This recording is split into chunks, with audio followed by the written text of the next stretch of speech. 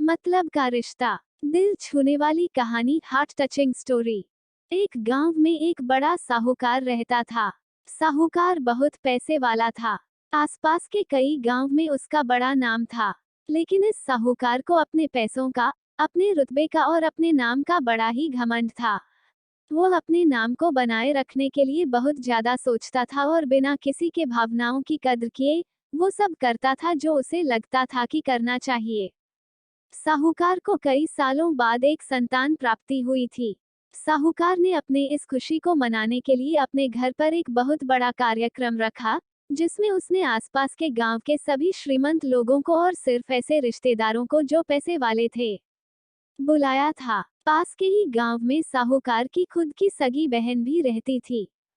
क्योंकि इन दिनों उसकी आर्थिक परिस्थिति कुछ अच्छी नहीं थी, इसलिए उसने अपनी बहन को तक इस कार्यक्रम के लिए नहीं बुलाया। साहूकार ने जिस कार्यक्रम का आयोजन किया था वो इतना भव्य था और इसके अलावा उसमें इतने प्रसिद्ध और श्रीमंत लोग आने वाले थे कि इस कार्यक्रम की चर्चाएं हर गांव में होने लगी। ये खबर उस साहूकार की बहन तक भी पहुंच गई। बहन को ये जानकर बहुत ज्यादा खुशी हुई कि इतने सालों बाद उसके भाई को आखिरकार संतान सुख प्राप्त हो ही गया।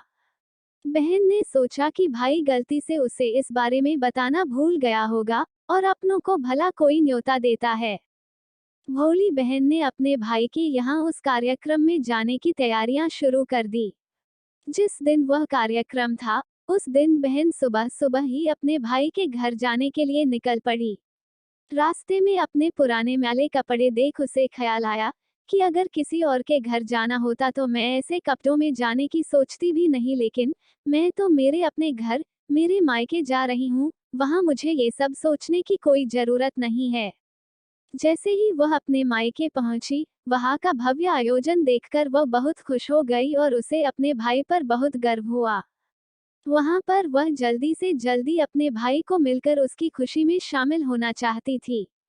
वह तुरंत सीढ़ियां चढ़कर घर के अंदर प्रवेश कर गई। उसने देखा कि उसका भाई मेहमान के तौर पर आए सभी धनाढ्य और नामी लोगों का स्वागत करने में व्यस्त है। बहन जैसे ही अपने भाई की तरफ उससे मिलने के लिए बढ़ी, उसके भाई की नजरें उस पर पड़ गई और अपनी बहन को ऐसे मैले पुराने कपड़ों में देखकर भाई ने उससे मिलना तो दूर बल्कि तुरंत बहाना बनाकर वहां से निकल गया। बहन ने सोचा इतने लोगों में बेचारा अकेला भाई क्या क्या करे, जरूर उसे कुछ काम याद आया होगा इसलिए वहां से चला गया होगा। बहन बाद में अपनी भाभी से मिलने गई। भाभी ने उसका स्वागत किया और उसे खाना खाने के लिए आग्रह किया। बहन ने सोचा ठीक है, पहले खाना खा लेती हूँ, फिर बाद में आराम से भाई से मिल लूंगी। बहन खाना खाने के लिए पंगत में बैठी। साहूकार भाई ने देखा कि अपने सभी धनवान मेहमानों के बीच उसकी गरीब बहन बैठी हुई। सभी कीमती पोशाक पहने लोगों के बीच उसकी बहन जो पुराने मेले कपड़े पहनकर बैठी थी, यह साहूकार से देखा नहीं गया। उसने अपनी बहन को अपने पास बुलवाया, भला बुरा सुनाया और वहां से जाने के लिए बोला। बहन ने अपने सपने में भी नहीं सोचा था कि उसके साथ कभी ऐसा व्यवहार भी हो सकता है, और वह भी उसके खुद के मायके में। अपना अपमान होने के बाद बहन तुरंत अपने घर ससुराल जाने के लिए चल पड़ी। बहन इस बात को पचा ही नहीं पा रही थी कि उसके अपने भाई ने उसके साथ इतना बुरा व्यवहार किया। उसकी आंखों से आंसू नहीं थम रहे थे। रास्ते में उसे अपनी पुरानी दोस्त मिली। उस दोस्त ने उसे रोने का कारण पूछा। हालांकि बहन उसे कुछ भी नहीं बताना चाहती थी, लेकिन दोस्त के बार बार पूछने पर उसने उसके साथ हुई सारी घटना उसे बता दी। उसकी दोस्त एक समझदार महिला थी और काफी प्रैक्टिकल सोचने वाली थी। उसने कहा अगर तुम मेरी बात मानो तो एक दिन तुम्हारा भाई खुद तुम्हें अपने यहाँ बुलाएगा और तुमसे माफी मांगेगा। बहन ने उसे कहा कि मैं तुम्हारी हर बात मानूंगी, बताओ मुझे क्या करना होगा। दोस्त ने कहा कि तुम इस अपमान को, इस दुख को एक दिशा दे दो और कोई गृह उद्योग शुरू कर दो। उसमें इतनी मेहनत करो कि उस काम में तुमसे अच्छा कोई भी ना हो। बहन को अपने दोस्त की बात सही लगी। उसने घर पहुंचकर अपने आंसू पोंछकर उसी दिन से एक गृहोद्योग शुरू किया। उसने दिन रात मेहनत की, अपने साथ कई और गांव की महिलाओं को जोड़ा और देखते ही देखते उसका गृह उद्योग चल पड़ा। कुछ ही सालों में आसपास के 50 गांव में उसका नाम और रुतबा काफी बढ़ गया और अब वो पैसों के मामले में अपने भाई से भी ज्यादा बड़ी बन गई। भाई को भी जब ये पता चला कि उसकी बहन इतनी श्रीमंत हो गई है तो उसने सोचा कि एक बार उससे मिलकर आया जाए। वो जब अपने बहन को उसके घर मिलने पहुंचा तो बहन ने उसका किसी राजा महाराजा की तरह स्वागत किया, उसकी पसंद का खाना खिलाया।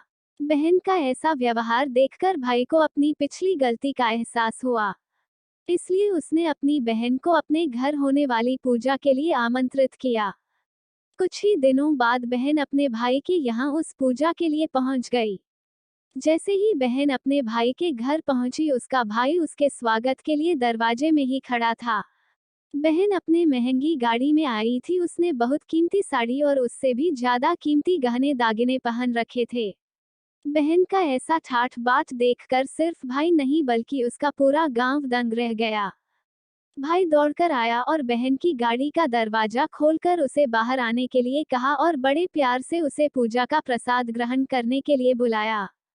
बहन को इस बार 12 पकवान परोसे गए थे। चांदी की थाली में उसे खाना दिया गया था, वह साथ में एक सोने की चम्मच भी रखी गई थी। उसके बैठने के लिए बेशकीमती पाट रखा गया था। बहन को ये सब देखकर उसके वह पुराने दिन याद आ गए जब भाई ने उसे बिना खाना खिलाए ही भला बुरा कहकर वापस लौटा दिया था। बहन खाना खाने के लिए तो नहीं बैठी, लेकिन उसने अपने सारे कीमती दाग दागिने और जेवर उतारकर उस थाली के सामने रख दिए और खाने में से कुछ निवाले उन दाग दागिना पर रख दिए। बहन का ऐसा व्यवहार देखकर सभी हैरान थे, किसी को नहीं समझ में आ रहा था कि बहन ऐसा क्यों कर रही है। आखिर वह क्यों उन जेवरों को खाना खिला रही है। जब सभी ने उससे पूछा कि वह क्यों ऐसा कर रही है, तब बहन ने सबके सामने बताया कि आज जो उसका इतना मान सम्मान हो रहा है वह दरअसल उसका नहीं, उसके इन्हीं कीमती दाग दागिनों और कपड़ों का हो रहा है। क्योंकि मैं तो अभी भी वही पुरानी साहूकार की बहन ही हूँ, अगर कुछ बदला है तो वह मेरी परिस्थिति है, मेरे कपड़े और गहने हैं। भाई ने अपनी गलती का एहसास होने पर इस बार अपनी बहन के पैर पकड़कर माफी मांगी। बहन जो पहले भी अपने भाई से निस्वार्थ प्रेम करती थी, उसने अपने भाई को माफ कर दिया और उसे गले से लगा लिया। दोस्तों, पैसे सिर्फ हमारे जीवन को सरल बनाने के लिए है, जबकि रिश्ते जीवन में मिले किसी वरदान की तरह है। अगर उन्हें सच्चे मन से और निस्वार्थ भाव से निभाए जाए, पैसे खर्च हो जाए तो आप बाद में भी कमा सकते हैं, मगर रिश्ते खर्च हो जाए, टूट जाए तो दुनिया का सारा धन भी आपको उन्हें वापस नहीं दिला सकता। दोस्तों, उम्मीद करती हूँ मतलब का रिश्ता, दिल छूने वाली कहानी, हार्ट टचिंग स्टोरी आपके भी दिल को छूने में कामयाब रही होगी। आपको ये कहानी कैसी लगी मुझे कमेंट में जरूर बताएं। चैनल को सब्सक्राइब जरूर करें। पूरी कहानी पढ़ने के लिए आपका धन्यवाद।